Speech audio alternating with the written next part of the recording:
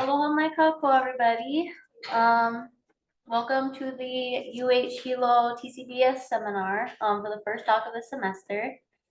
This is Dr. Noelani Puniwai. Please join me in welcoming her. Her seminar today is titled ʻŌiwi Stories, Climate Change Management and Restoration. Dr. Puniwai is an associate professor at Kamakakūokalani Center for Hawaiian Studies at Mānoa. Her academic achievements include a Ph.D. in Natural Resources and Environmental Management from Mānoa, a Master of Science in Environmental Science from Washington State University, and a Bachelor of Arts in Marine Science from Hilo. She is from Puna here on Hawai'i Island and embodies the role of educator, conservation scientist, environmental leader, and active community member. Dr. Puniwai is passionate about cultivating the next generation of Pono scientists who will malama aina and kai for an abundant future. She brings together her cultural and scientific backgrounds and her experiences as an educator to facilitate communication between local communities, management agencies, and scientists with the goal of promoting aina momona and fostering connection to the environment. Dr. Puniwai's research includes coastal ecosystems, cultural seascapes, ancestral Hawaiian knowledge of aina and kai, knowledge co-production, and Pono science. Thank you.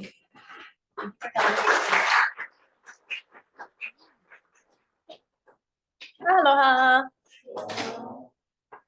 Okay. So it's always interesting for me to figure out what stories to share, but that's what we do in science, right? We're always constantly writing new stories, sharing old ones, and building new stories, creating those ka'au together. So for today, I'm trying to blend some stories that my people share from the past and also from the present. It's in these stories that we acknowledge our ancestors and prepare our descendants for an uncertain future.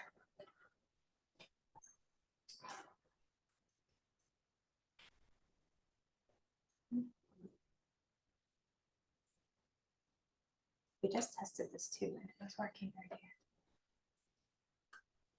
There we go. Okay. So who am I? Thank you for that great introduction. It kind of summarizes a lot of the different paths that I've been on, a lot of my identities. And anytime someone speaks with you, you have to realize that they're more than just what's in front of you, right? You have all these identities that you bring to me and that you bring when you go out to people. And so I want to tell you stories that are based on where I come from, yeah, and my community. And my island community here on Hawai'i Island includes flowing lava fields, baby beaches that were only born like 5 years ago now, rocks that are alive, right? Mountains that rise thousands of feet in the sky. All of these places are part of the story that has raised me and raised the indigenous people of Hawaii. So today I want to share with you a little about how ʻŌiwi knowledge systems and practices can be used to reframe our narratives around climate change and how our climate is changing. So I'm lucky to be just one of many Hawaiian scientists that are participating in this, and one of many other scientists, right? We're all on these journeys together telling these stories. So the stories I share today aren't just my stories, it's the stories of many of the colleagues that I work with. Okay, so my journey today is hopefully to help you understand how we strengthen our communities in the face of a changing climate by cultivating intimate relationships. We always think of science as this objective, like sterile environment, but those of us who practice science know it's all about the people and the places that you're in, right? And really building relationships with those peoples and place. And so that's the center of all the science that I do, and it's at the center of all the science that I hope you guys do as well. In this process of building relationships is where we re-indigenize our science. Yeah, that's how we bring it back to place. As part of this narrative, I do bring a climate change aspect into the research. I've been dealing and understanding how my people understand climate change for over 10 years now. So it's a story that's continually building. And that's where I came upon this word restoration that was in the title that I gave you. This restoration is what Robin Wall Kimmerer calls the restoration work that we're doing today. A restoration, building new stories. And so in this process, I'm not sure why, but I always find it easy to break up the talk into kind of like 3 sections. And in the work that I do with climate change, I found these 3 things to be those pillars of how I talk about climate change with my people And so by doing that, we connect to climate change. And in all the science that we do, we need to connect to these spaces and people for it to make a difference. Because if nobody cares about it, then it's not going to make a difference, right? So they need to be connected to the science. And so I try to connect things through stories, through the moʻolelo, through a sacred and spiritual connection. And it all comes back to relationships.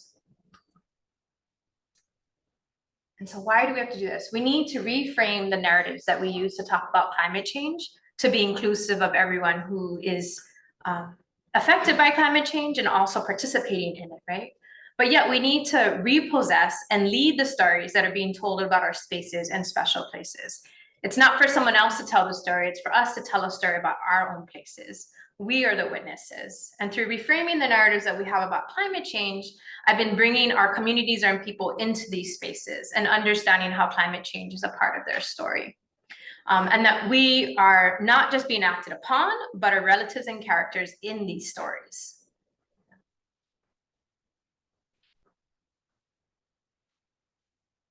In every culture, there are stories that hold the history. I work primarily in the ocean, the seascape, just as Anita Marstad does here in Norway. The coastal areas are where humans have the most impact on our oceans, right? And yet these spaces also hold the most stories, right? The most places that are named, the people that are connected to these places. So these stories are also told by our ancestors, but they're told in modern day stories. Most marine science is happening along the coastline, in intertidal areas, in nearshore areas, right? So the stories abound in these spaces. And they're told by maps, they're told by data, they're told by surveys, and they're told orally through generations, right? These are all just many ways of telling about our shorelines. And perpetuating these stories allow these spaces to breathe, to be remembered, and to be cared for. Because it's only in these spaces that we name that we protect. Once we lose these stories, we find ourselves in a wilderness, as she talks about, where people forget their values. They forget how these places speak to them. So I've spent many years always constantly listening to people's stories. People and their stories are where the data lies, right? That's where the knowledge is gained. I have pictures of, all of these are living watermen. Happy to say Harlan Fragus is a well-known lifeguard and trainer of water safety. He knows the stories of how to stay safe in these spaces. Uncle Bobby Puakea is a canoe carver, a canoe builder. He spent many years paddling canoes and teaching people about canoes and understanding not just the ocean, but how you make something living in the forest breathe and come alive on the ocean. Yeah. And then Uncle Brada Skibbs, as people call him, out at Honolulu, right? He's helped activate and manage and taking care of a lot of our coastal places, especially surfers and the surfing sites. And in the work that he does, it's not just a place, but it's place with people, as all of these guys are just not just their places, but their places and people. And so these stories are both old and new that they share, right? These are active stories that are continually perpetuating today. And yet we've had old stories that are written. The story on the left is Ka'ehuiki Manoa o Pu'uloa. Ka'ehuiki, for short, is a shark that was born. I'm not sure if you saw it when it started, but he was born here in Kea'au, in Hawaii, on Puna Island. And he travels around the island on this journey to meet other sharks. He goes around Hawaii, Maui, Kaho'olawe, Oahu is where his mother was from. He journeys down to Kahiki and he comes back. It's this epic ka'au, this epic story.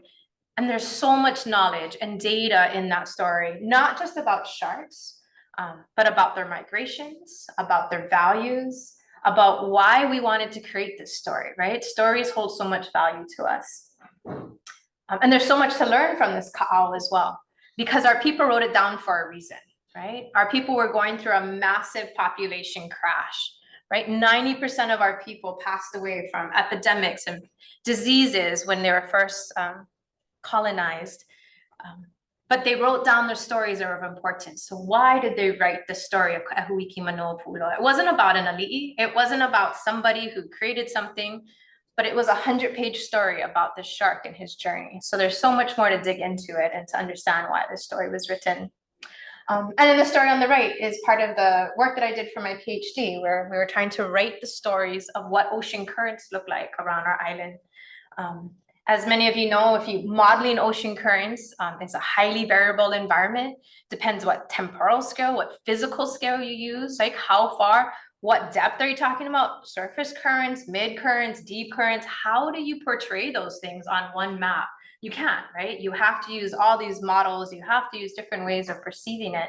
And so I was trying to perceive the currents through the stories of people and what did they capture? What are the variables they use to understand these spaces? And so in these stories that are written and that are oral, right? People are choosing the variables of importance, and that's what they try to capture in their stories. In the stories that we share, right? The data that we gather, the methods that we use, these are all the stories that we're using to create our science today. And it's the same method that people have been using for centuries. Okay, I forgot to test if this will work. Let's see.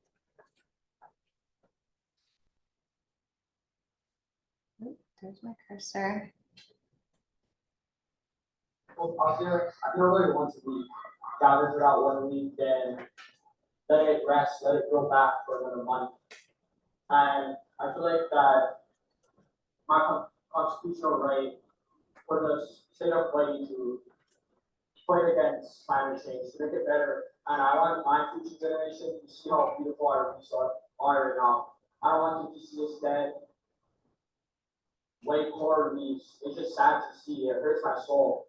And I want people to know that Hawaii is a beautiful place, and I want that to be seen in the future. I want keep Hawaii a beautiful place. I want this place to grow away, die away. I want this place to be beautiful forever. Thank you. So that's a modern story, right? How many of you guys know about the Hawaii youth plaintiffs? Yay! So Montana youth just won the first lawsuit against their court, their state court, and so they won their battle. Supposedly, Hawaii youth are heading to trial in June. I think I have the date. So June 24th to July 24th. So next summer. The name of the court case is Navahine F versus Hawaii Department of Transportation, right? And so in this lawsuit, 14 youth plaintiffs seek to hold the Hawaii Department of Transportation accountable to ensure they meet the state's mandate to decarbonize Hawaii's transportation sector and achieve a zero emissions economy by 2045. Yeah, so these 14 youth plaintiffs started their journey about a year and a half ago. The speech you just heard was my son, Noelani Puniwai. He's one of the 14 plaintiffs. And I'm really excited that he wanted to share his story. This was after their first court hearing where the Department of Transportation tried to throw out the lawsuit and said it wasn't a valid lawsuit. But through that court, through the mediation that they've been going through over the last year, the court, the justice has said that it's going to go forward. And so they have finally a trial date. And so in both of these stories, these are the youths. In this picture, just ones that were able to go to Oahu last year for their hearing. Not all 14 youth could. Some of them, they range between the ages of like 13, and I think the oldest might be 20 now. But all of these youths came forward with stories of their own, of how they feel that climate change is affecting their future and their presence, right? And saying that in Hawaii state constitution, that we all have the right to healthy and clean environment. I'm not sure only, but Hawaii and Montana both have those, that kind of language in their constitution that we have a right to a healthy aina. And because they have that language, that's why the youth plaintiffs are able to demand that, yeah. And so in these stories, the students have witnessed many things. Some of the, let's see, I think one of these students is from Kauai, one of these students is from Molokai, some from Kahalu'u. They've all experienced flooding, they've experienced hurricanes, they've experienced drought. All of these experiences that they have, right, we know are compounded by climate change. But yet these youth are trying to write their own stories. They're trying to figure out, they're going forward, and they're part of that story. They are learning the science behind it, they're learning the law behind it. And either way, they're very active in it. And that's how we all need to be in our stories, right? It's active in that.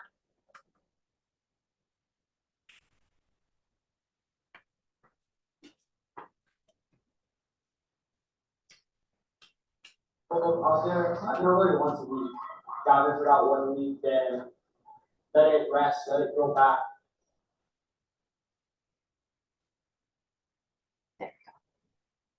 Okay. Other stories that we shared are those that from Puna, where I'm from. I've seen Puna stories from when Kapoho looked like that, with a healthy, abundant reef and lots of nearshore fish, to its rocky coastlines.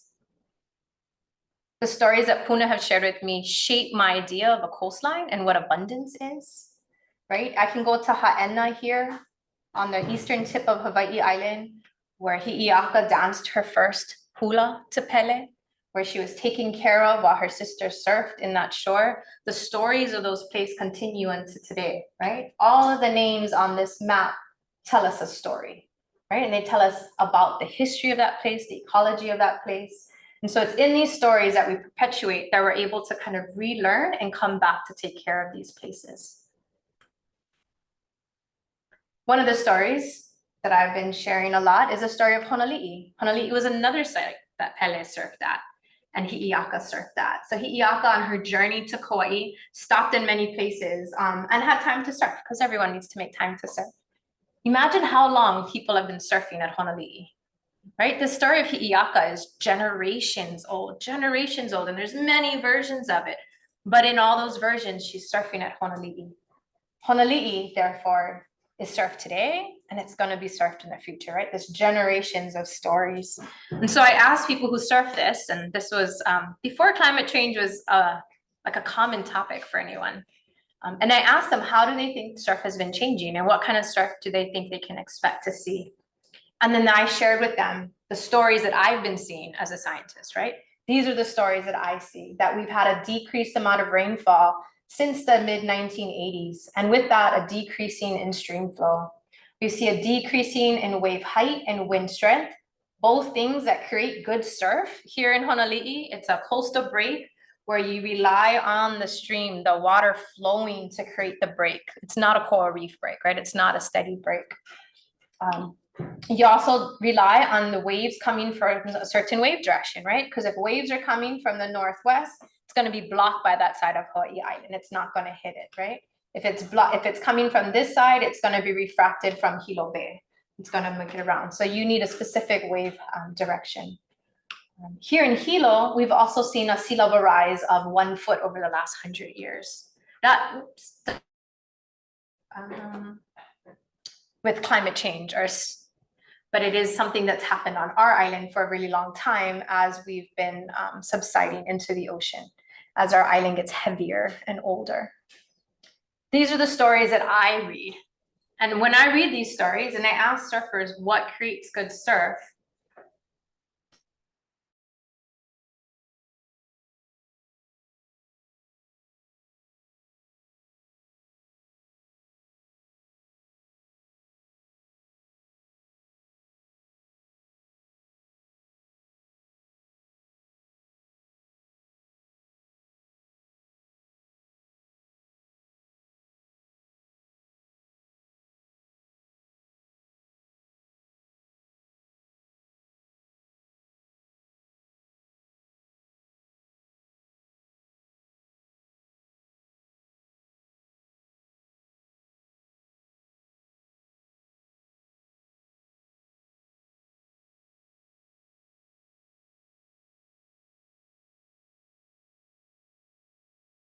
must have had a little electric surge there or something. I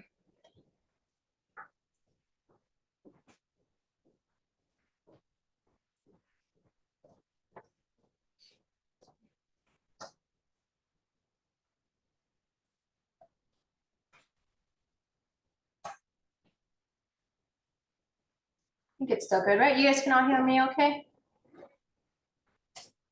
Online? Okay, I don't know. It looks different, but I think it's still working, so we're gonna go with it. Okay, great, thank you. Right, so the stories, they say, range from surf was better in the past to there's always gonna be waves, right? And that change is constant when you're as a surfer. When I first did this study, I was like, but that's not what the data shows. The data shows it's getting worse. How come no one agrees with me? And it's because surf isn't reliant just on those data that we were talking about. It's not reliant just, is it sharing the screen?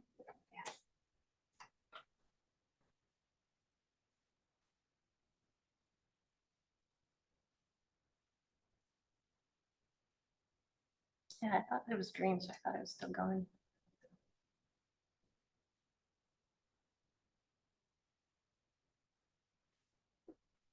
Okay. Oh, yep. And there's that little screen in the corner. Yeah.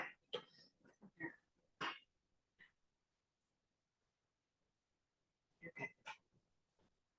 good. There you go. I'm glad you guys got to read their quotes a little bit more, right? See all the stories that they shared. So it's easy to get a surfer to talk, right? You just hang out at the beach, especially if they're done surfing. They had lots of stuff to share.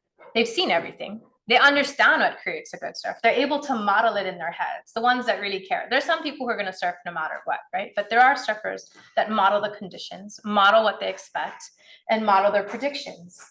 And so we understand, as I explained to them, what the climate change predictions said that we're going to have. Like, we're going to have reduced trade wind swells, right? As we all know, our trade winds have been declining for many decades now.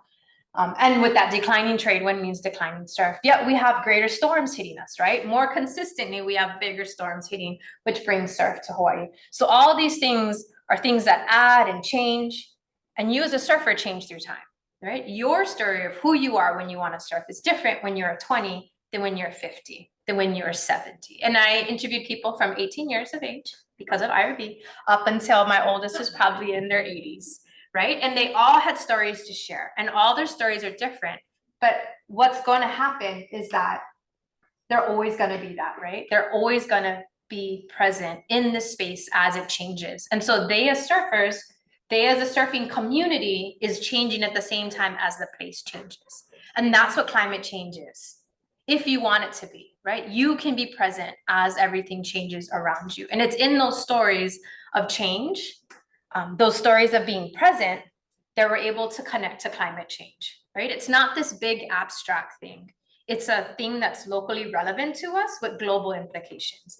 There might not be anything we can do about the global implications, but we can connect locally to how it's affecting us here and be a part of that story and be aware of what's happening to us while our climate changes around us. Okay, so now I just want to throw in a couple more stories. I know I have the students in the class read a paper that was written by Namaka Onaona, led by a bunch of our hoas. And in that paper, they talked about the story of Opihi. And they talked about how over the last 10 years, they've been on a journey to understand Opihi populations, right? And they talked about how they did it in many different ways. And so on this slide, I wanted to bring up some context for it. So this slide here is it's a series of graphs that the Department of Aquatic Resources put out in the late 80s. They did a big survey of fishermen, asking them about the health of our fisheries and how they thought our fish were abundant or not. And you should see the results. It's the same results that you get when you ask fishermen today how our fishery resources are. But in this slide, you can see that the pounds of fish that were caught back in the 1900s is far, far more exceeding. I mean, we have no idea what that kind of population of fish looks like, right? In my lifetime, in my parents' lifetime, they've never seen that amount of fish, right? So, and Opihi is one of the fish species in this graph. That's why I included it. It added up a whole bunch. But if you wanna, the COB report from 1901 has specific numbers for all types of fish that were caught back then. At the same time, we know that back in the 1900s, where this population was abundant, we didn't have much Hawaiians or people who lived in Hawaii at the time, right? We had a huge population crash, and we've had population rising in Hawaii's residents over the last 100 years, right? And the graph on the right side is the one that talks about how much pounds of Opihi is caught and how much those Opihis are worth, right? And this one in the middle, I kind of just talk about the Opihi life cycle. It takes about 7 months until it's mature, and it goes through its ocean life cycle. What I didn't put up here was the article from the Hanaho magazine and Hawaiian Airlines, I think from last month's issue. And what you'll read about when you hear most newspaper reports is a story of how opihi populations are crashed because they're overfished. That's going to be your constant narrative that everyone says. We don't have opihi because they're overfished. But as you read into what Namakauanauna is doing with their opihi surveys and their PAC studies, their productivity and carrying capacity surveys, they're trying to change that narrative, right? We're trying to not blame the fishermen for every decline that we had, right? Between 1900 and 1940, our populations didn't grow that much. We know all the kind of things changed, though, right? The water flows to the ocean changed. We understood the different variables that they're studying in their PAC surveys changed through time. She talked about in her paper how they've done surveys from Ka'u to Moloka'i to Koho'olave to Nihoa, right? And Nihoa, does that have the highest population abundance? No, right? And you can't blame that on the fishermen, right? There's so many other variables that we have to understand, but have we been doing that kind of science for the last 50 years? Or have we been doing presence and absence? And then trying to just correlate why things are abundant or not abundant, right? Same thing goes with our limu stories. So I've recently been really involved in a few different communities that are worried about their limu resources and understanding how do they manage their limu. We know that we don't eat as much limu as our ancestors did. Even in my grandparents' generation, limu was always on the table. It's not an over-harvesting thing because no one's harvesting it now, and yet it still doesn't exist. So to me, limu is a really good example of one of those stories that we can use to understand how our habitats and environments have changed over the last 100 years without blaming it on just the fishermen. We know that limu relies on healthy water flow, right? Some limu, like the limu palahalaha, needs fresh water flow in a certain environment. They need certain wave conditions. They might not need people to be standing on them every day. That's what they're seeing in Honau now. They blame their lack of limu resources on the fact that everybody wears tubbies nowadays. They say, don't wear tubbies when you go to the beach, because if you wear tubbies when you go to the beach, you step on things you shouldn't be stepping on. There are other things you're supposed to be growing, right? It's like walking in your yard every day. We all know the places that people walk in the grass, right? You see the trails of dead grass, and that's the trail everybody uses every day. If there's now 1,000 people on our shoreline every day, walking in those beaches, walking on those shorelines, how does our limu grow? All our limu didn't grow underwater, right? They grew along the shoreline in places that were exposed in high tide and low tide. So these are the questions that many communities are asking right now. And we're working on a grant with the Protect Koho'olave Ohana and Hakioava. Again, their limu is not over harvested, yet it's in decline. Yet it's not healthy in some places. Why? Right, so we took some kupuna, like Uncle Mac Poi Poi and Uncle Walter Ito. We took them to Koho'olave and we're like, let's go have fun. Let's go understand the limu. Let's see what stories the limu is trying to tell us.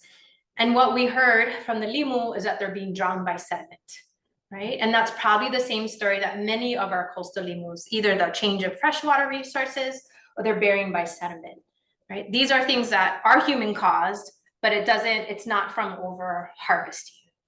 And so I think we've been using that over harvesting narrative for so long that we forget there are other reasons why our resources aren't healthy.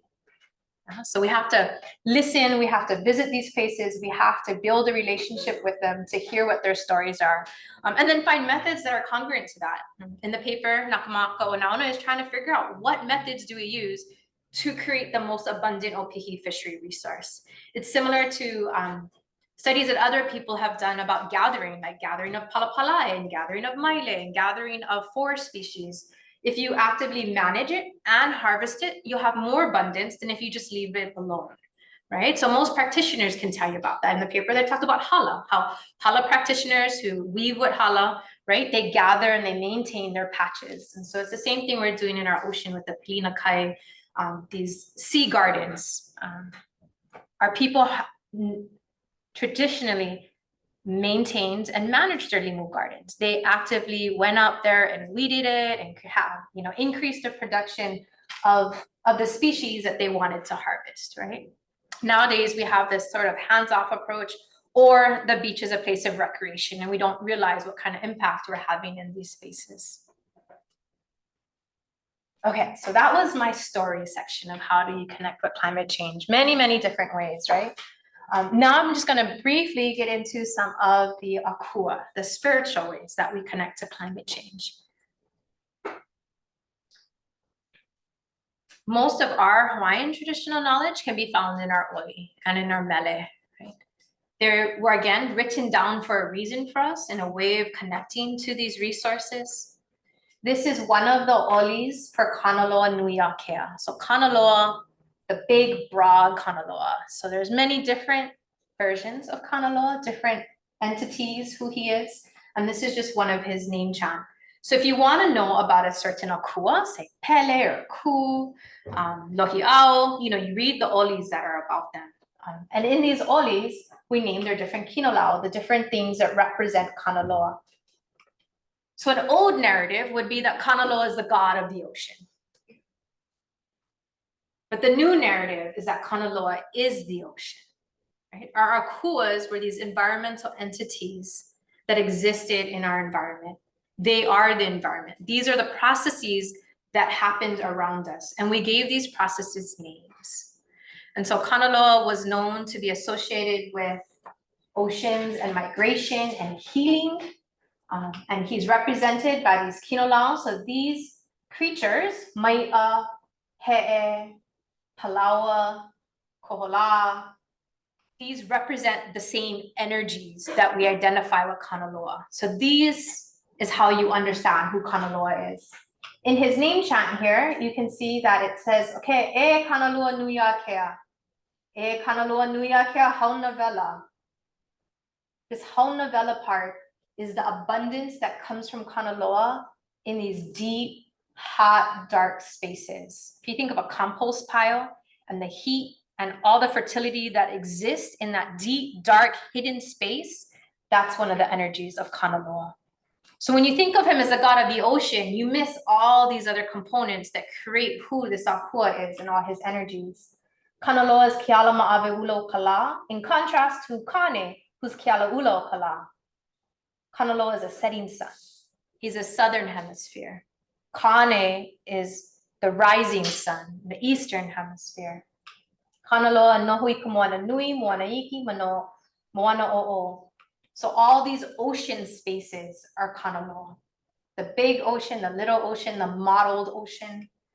The i'as, and then they name i'as. So when you read a creation chant or an oli about an akua, it tells you about that akua in ways that you can't read in other stories. So Kanaloa is the big fish, the little fish, the sharks, the man-eaters, the whales, into the deep depths. The hohonu is the deep, darkest part of the ocean.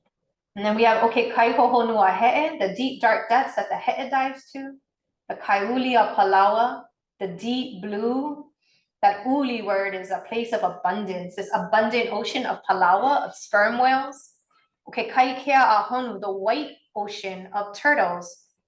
Probably the shoreline where the waves crash, and it's that white foam of the ocean. Okoho ka'iloloa, the ho is a little tiny wrasse. Ka'iloloa is the dancing, kind of like a dancing nines. If you think of a coral reef and all the little dancing fish, that's the ocean that Kanaloa represents. The chant goes on, I didn't include it all here, but I'm just trying to say, how do we understand this process of when akua is?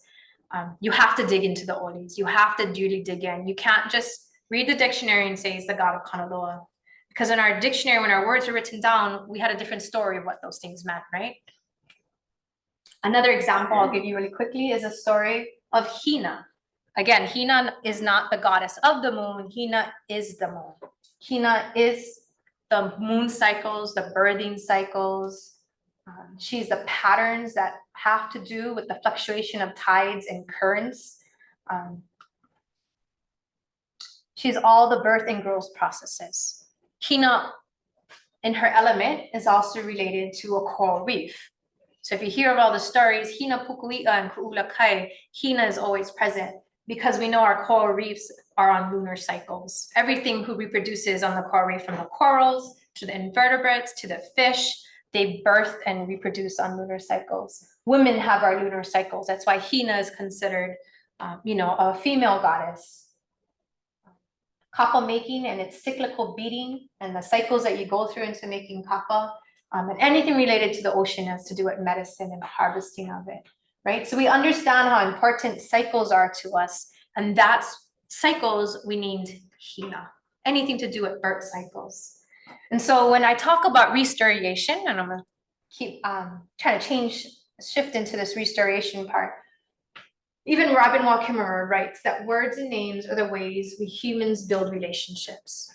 So when Hawaiians built the relationship with the environment around them, with Hawaii, with this ocean, they gave every single aspect a name.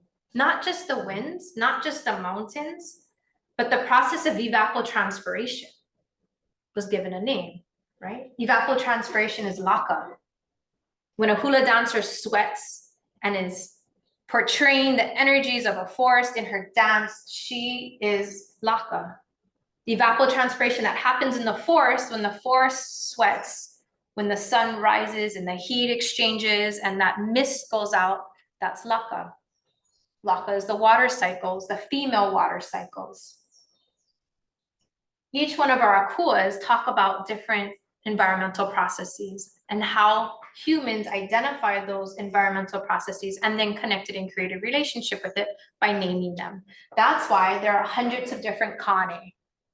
There's kane of the fresh water, kane of the life-giving water, kane of the forest, right? But all of these kane environments have to do with the relationship with the earth and the sun. Kane is fresh water because we only get fresh water because of the evaporation of the ocean by the sun to create our fresh water cycle. Yeah. In contrast to kanaloa, kanaloa is our contained water bodies, environmental activities that occur due to the movement of the earth. Yeah. So all our kuas are telling us about the relationship that the environment has with each other. And that's why there's so many stories now of Pele and Hi'iaka and Kukaha'ula and Kane and Kanaloa, right?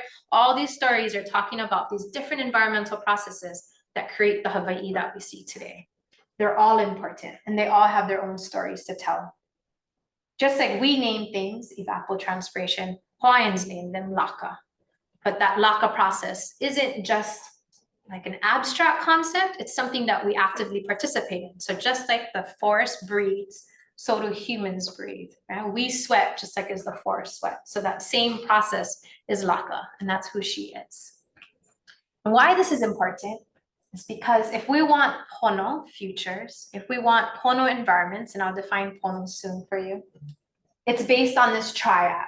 And this is something that Hawaiians have talked about for a while, about how Akua, Aina, and Kanaka create this triad to make a pono space for us, right? And so to understand this triangle, we have to understand who Akua is in this.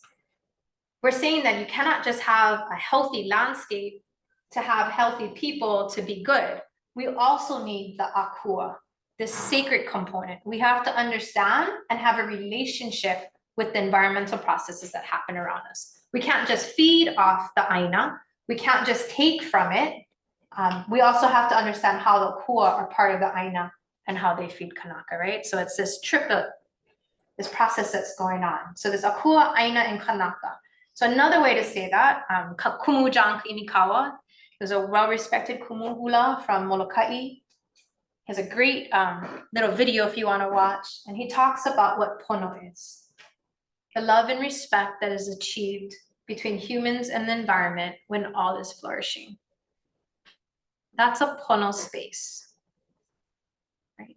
And in it, he says, it's pono you cannot have just with humans. You cannot have pono just in the environment. So a forest cannot be healthy and abundant if the kanakas related to that forest aren't abundant. And same thing, the forest, the people cannot be in healthy or abundant and in pono balance with each other without that forest to support them, right? So this is something that is another way of that triad of what pono is. And that's what we're always trying to achieve, right? In the work that we do, pono. But just to remind that pono is not just the Aina is healthy, but it also means Kanaka.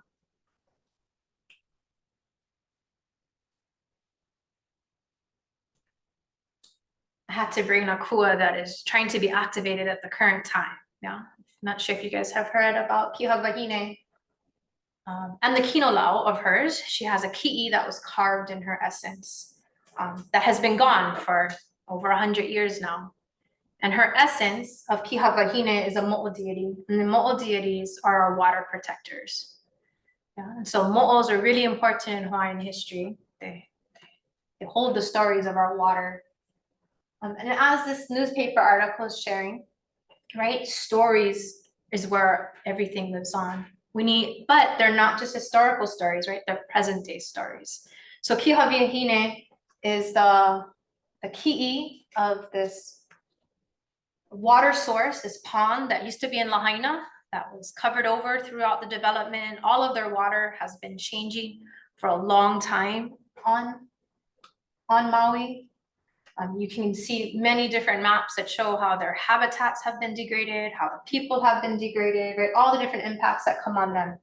But this isn't recent. We have ancient stories. We have stories from the 1800s that talk about the famine, that talk about drought, that talk about, we have stories from 2014, almost 10 years ago now, talking about how bad a fire risk Lahaina is, right? We need to listen to these stories. That's why stories are so important, no matter how they're written. They could be written in a newspaper telling you why there's drought in a place. They could be written on maps by the water commissioner. They can be in these graphs showing you, this graph here on the right is showing you change in rainfall on Maui in the last, what is that, like 30 years, and the areas of huge difference in rainfall. And we have this for all our islands, right? All these stories are living stories, right? And they have consequence. And it's in our akua and activating our akua and understanding their presence that we have hope for the future, right? If we don't talk about Kihavahine, then her water is gone. Yeah, she protects that water is her, right? Her water body doesn't exist anymore. Lahaina has water problems. So the last segment is on to Pilina.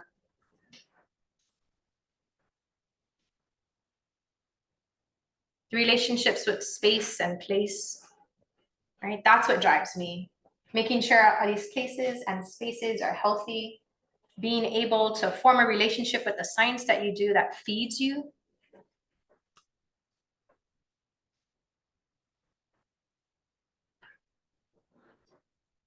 Dr. Manu Meyer is a Hawaiian epistemologist who talks about how you experience the world, right? Your epistemology, what you think is knowledge, what you think is data, how you react in those spaces, the relationships you create, right? Defining all those things. And I've taken this to heart. This is a picture of my daughter, probably over 10 years ago now. She experienced these things through touch. Yeah, the stories she says are with her hands. My son is through taste. He has stories through feeding of things. Yeah, he has stories and experiences. What he sees out there is far beyond me, right? He experiences that ocean. What he sees in that ocean, what it's telling him, the swell, the current, the direction, isn't the same thing I can see. It's not the same thing I can touch. It's not the same thing I can smell and taste, right? All of our stories, all of our experiences are different. And it's in the relationships we create with each other that we create really robust stories, right? We all have a little piece of the puzzle to bring to it.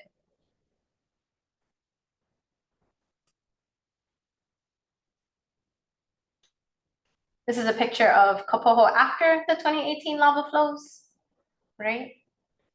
This is our new coastline with new ancholine ponds, with new shorelines, right? A new story for Kapoho. The Kapoho that I knew, this is my grandmother's house here in the corner. This is the pond that she built by her hand. This is my great-grandmother. They built these ponds by removing rocks around springs and letting the spring water fill up these large ponds in Kapoho. That was our old van that we got around everywhere with, right? So this is the place that I learned about Hina, about coastal processes. This is the place that I learned how to dive and identify, you know, our coral reef fishes and invertebrates, where I got to see abundance, where I got to see how these schools survive. This is a place where my son did his first coral reef transect when he was 10. And he got to learn how to use a quadric and a transect line, right? And then in 2018, there's a news story for Kopoho, right? But this doesn't bring me sadness. It's a story that continues, right? And it changes through time. And so just as your grandmother will change through time and she's in your life in different roles and then she passes on, right? We can think of the landscape in the same way. And so our relationships to places change through time as we change through time, right? Aina changes, Kanaka changes, all of this changes together. We cannot look at this as an abstract, oh, kapoho changed. My relationship to that adjusts at the same time. So if we think of climate change in that similar kind of response, right? If you're there for the change, if you're constantly creating your stories and celebrating those stories, right? Then we're accepting climate change. We're writing our narratives. We were framing how we interact in these spaces. And that's what's important, right? Because the management of our resources is really just the management of our meaning and uses of places, right? We are Kanaka doing this work. The relationships we create ensure our abundance. Talk about relationships, the places that you study, the people that you work with, right? How that is the most important thing for anything, right? And it's in those relationships that we make a difference. When I talk about indigenous epistemology, we talk about how language is important, how all methodology, indigenous methodology is relational. That's what creates it being indigenous, because it's place-based. Yeah, or as Auntie Pua Kanahele wrote, culture anchors a people to a space-based reality. Right? Every culture is anchored in place. They each have their spaces. And these culturally centered epistemologies, methodologies are therefore all going to be community-based. Yeah, it's all about people and place through time. So the relationships that you do with work or with science have to be based on relationships. And these relationships are true for all of us. Yeah? Another quote from Marvin Wall-Kimmerer, being naturalized to a place means to live as if this is the land that feeds you, as if these are the streams from which you drink, that build your body and fill your spirit. To know that your ancestors lie in this ground, to live as if your children's future matters, to take care of the land as if our lives and the lives of all of our relatives depend on it, because they do. If we treat the landscape around us as our relatives, as our relation, as our grandmother, we'll have a different relationship with it, right? If we treat the sun and the ocean and rainfall as an akua, we have a different relationship to it, right? And it's in those relationships that we change our expectations. And we all have the ability to do that, right? We can all interact in these spaces around us as if they're related to us. So I think I've always been in marine ecology and marine resource management. And this is why, because understanding the connection between human well-being and the seascape is the only way for effective marine stewardship. You can't just go out, count fish, and think you're going to save those fish, right? It's in the relationship that those people have with the fish. It's in the relationship of the methods that they use, right? It's people matter in the ocean. So hopefully through my restoration, and I like this word, if you haven't read, I think this is coming out of her, one of her other books, the Moss book. She talks about restoration being, right, in our work that we do in restoration, it's really about writing new stories, right? Writing new relationships to these places, because the reasons they're degraded is because the relationships were degraded, right? People's access to these sites were gone, people's weren't present, either because of population decline, whatever it was, right? The relationships were broken with places, and that's why these places need restoration now. And in that process, they'll be restored. So hopefully I've gone over a little bit of how to reframe our narratives regarding science, in what we consider science, in what we consider climate change and how we're a part of these climate changes, and the role of akua and the sacredness in it. I know akua is like its own topic on itself, but just understanding that the triad that we say between Aina and Kanaka and akua is what creates pono. So that sacredness has to be present in all of these restorations. One of my favorite quotes from Kamakakūokalani, he's a professor at Kamakakūokalani, Hawaiian Studies with myself, and he has a great blog he wrote after the 2018 protests against the 3-meter telescope. And in that blog post, he has this quote that we live in the future, come join us. And he was pushing back about how science is against culture. And he's saying that's not the case at all. We are living, we are here, we are present, we live in the future. And in this picture, this is a sailing canoe that came from Aotearoa, equipped with full-on electronics and solar panels and all the modern equipment needed on the canoe for navigation and for telecommunication, right? Even though they're able to sail in the traditional way. So this va'a represents both tradition and the future. And these are my keiki when they were much, much younger, seeing their future as they lived their past on Hilo Bay, where I call home. So thank you for joining me on my story today. Pipi holoka'au, the story will continue. It's kind of like spread the stories. And I would love any kind of questions. And I know you guys had some great questions that you did in the document, so I'll take them now.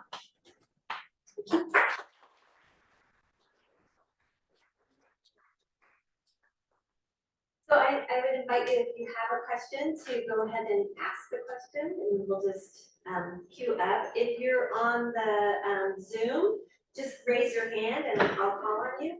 And if you have to be somewhere else because it is 4:50, feel free to leave the room or the Zoom. Okay.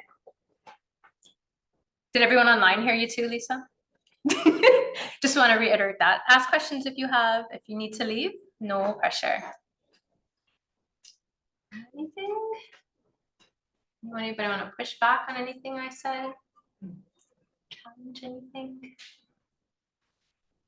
I think mine was, I don't know why, but it was like advice for, entering sites for, to do research in these places, before we enter a space, I think you touched on that a little bit, but relating to where we are and the stories that have been told there, Mm-hmm.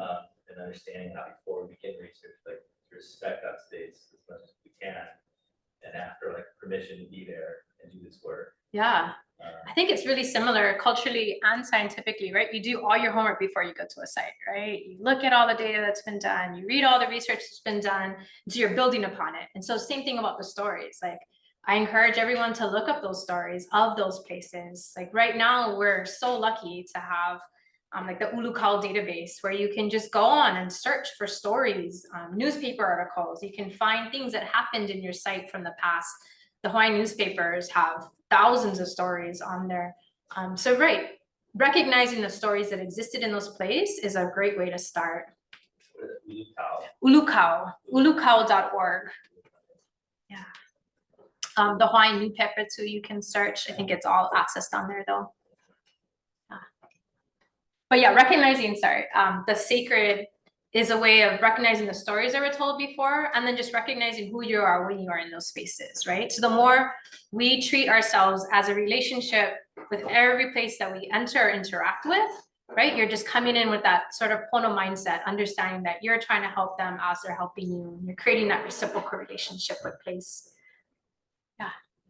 I was just wondering, like, going into research projects, sometimes it brings in a lot of people who aren't necessarily from the area. So, for example, someone from the mainland coming to study here in do some research here in Hawaii. I was just wondering, how do you, when you've got a team of like multicultural scientists in a specific area rooted in a certain culture, how do you kind of navigate that to try and facilitate the best research? Yeah, I think that's like the $1,000 question, maybe not $1 million question, but yeah, that's what happens every day here in Hawaii, in every places around the world, right? There's lots written about helicopter science, there's lots written about third culture science, interacting in spaces. Here in Hawaii, I mean, I think there's a resurgence of people and there's a big pressure for the acknowledgement of the people who've come before us. And so we're really grateful for that. The amount of people that you can rely on though to help create those spaces are minimal, right? And so the projects themselves do have to understand the spaces they're in. And I think hopefully we can keep pressuring people to acknowledge the spaces that they do research in, and that the privilege that comes with that research in a space instead of the expectation that I have my permits and I can do research here, or the expectation that because I'm an expert in this, I can do this science anywhere.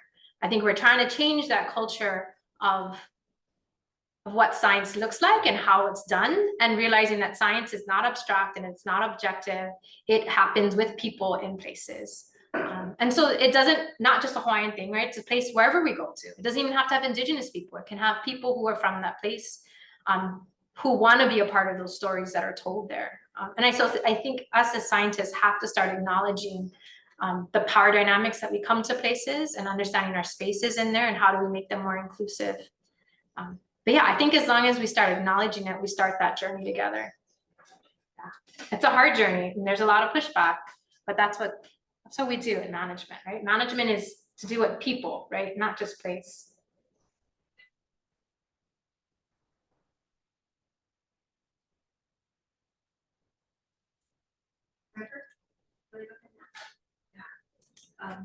You probably touched on it already, but could you kind of expand a little more? In the article presentation, there's like the Western approach to research that's predominantly been accepted in the world, and this pushback from indigenous scientists that like there's an indigenous approach and a kind of knowledge system that is also equally valid, but sometimes not as universally accepted because it's a completely different way of, that maybe not the people who are not from it don't know much about it. So do you think that there could be a balance of kind of integrating Western approaches to research and indigenous approaches, or do you think there are certain spaces or areas where only one certain kind of knowledge system should take the forefront, I should say, like in terms of a certain area or like a particular kind of research study that people want to take? No, yeah, that definitely makes sense. And I'm sure lots of people are asking those questions. I am not a fan of the term like integrating different worldviews, because it's kind of saying that like I can look through the world with these eyes and with those eyes and we can come to the same thing, because the stories are written so differently, right? The stories of the data and the science show different stories than the story I tell of Hi'iaka and her travels, right? They're just really different ways of seeing the world. What I do see is that once we have a common goal, then there's so many ways to reach that goal, right? And so it's not a fact of like bringing the science together. I think it's bringing the objectives together and realizing that we want the same goal, and I might reach it this way and you might reach it that way. Or maybe sometimes we have the same goal and there's no way that we can reach it doing your side. Sometimes we just have to acknowledge that. I think of indigenous science as a different way of interacting with the world and a different process and a different value system. It's not, to me, a different method. I think there's so many different methods in the world, and I can't tell you if the method I'm using is indigenous or non-indigenous because it's just me or it's just you, right? We have so many influences that have changed our worldview, but the process that we get to get there can acknowledge different things. And to me, that's the difference of trying to do indigenous science. I think Western science, or all scientists, we just leave the science out of it, everyone doing research to try and maintain or restore places, coming with the best intentions, understanding the power dynamics that happen, understanding the colonial histories that might have been involved, understanding, recognizing the stories that exist, right? That's something we all have to do. Like, we all do our homework before we do something, and we just have to realize that our homework is a lot bigger than we think sometimes. But yeah, I don't know, it's a journey that gets me upset sometimes and also thrives me sometimes. And just like when we do with the limu, like the question is, how do we know if the limu is healthy? How do I know I can harvest from this limu patch, right? That's a question that has 1,000 methods to get to that answer. And that's what I'm interested in. I'm not interested in like naming the method or understanding what hat I put on today. I'm just interested in being able to harvest from that limu in the future. And how do we get there? Yeah, and I hope we're losing time, right? When I was an undergraduate, we knew the world was dying. here we are, 30 years, we still know the earth is dying. Like, what are we doing about it? And that comes down to relationships. So I don't like getting just caught in the semantics of a lot of things, but I just really hope everyone starts to aloha aina the way that we need to make a difference in the future.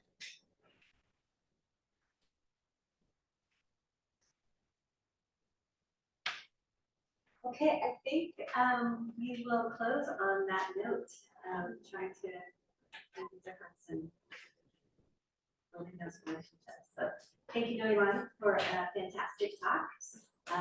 We would love to have you back whenever you want to come. So thank you so much for staying Thanks, with Lisa. us. Thanks, guys.